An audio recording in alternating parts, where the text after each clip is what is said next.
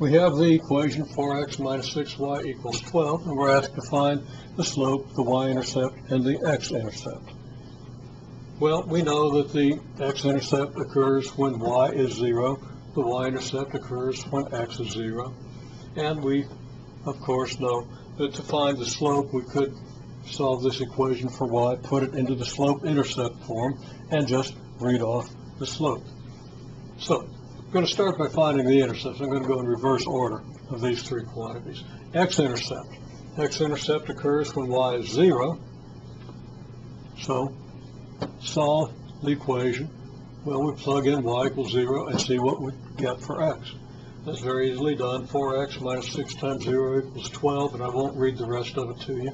The rest of the solution should be completely obvious. And we conclude, since x equals 3, and that was obtained by using y equals 0, that the 0.30 does lie on the graph.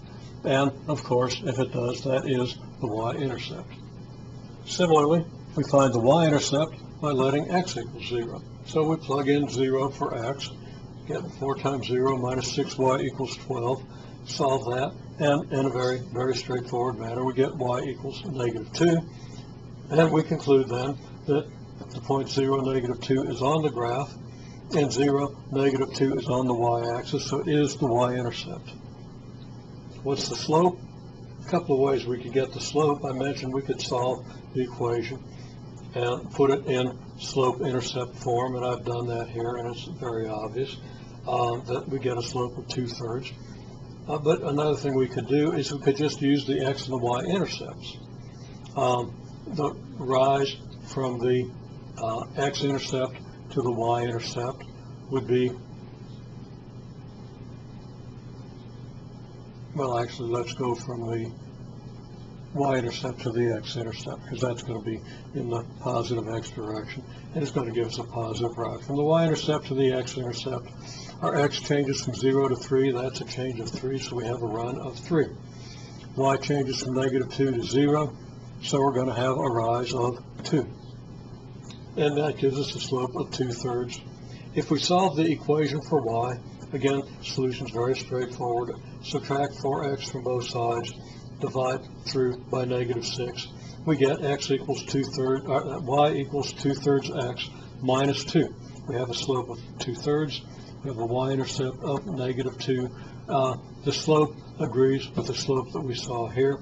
The y-intercept from the equation agrees with the y-intercept we found here. The y-intercept, as we read it from the slope-intercept equation, agrees with the y-intercept as we found it from the original equation. Next question, we have the points 3, 7, 10, 9, 17, 12. The question is, are these points collinear?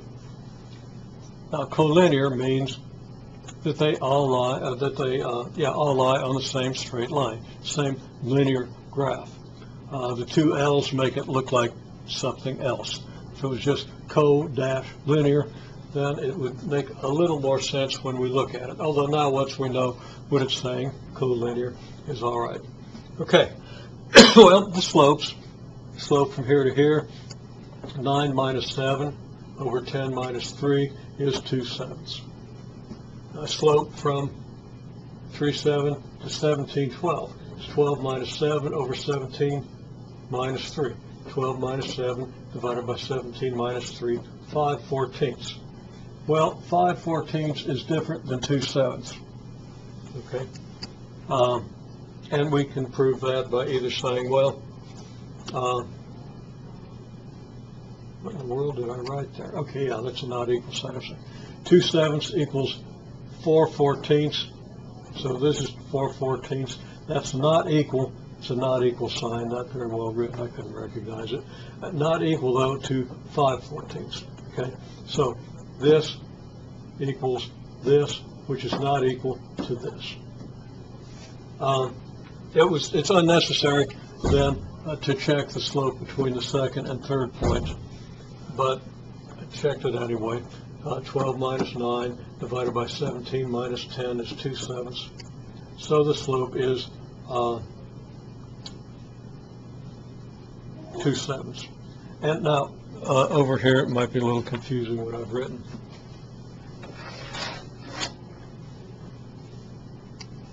Okay, this doesn't correspond to this. It just corresponds to the fact that 2/7 and 5/14 are different. Another way to see that they're different is 5/14 is 2.5/7, which is not the same as 2/7. Okay, and there are other ways to test that, but these would be the most direct ways. I don't recommend the most direct way whenever possible.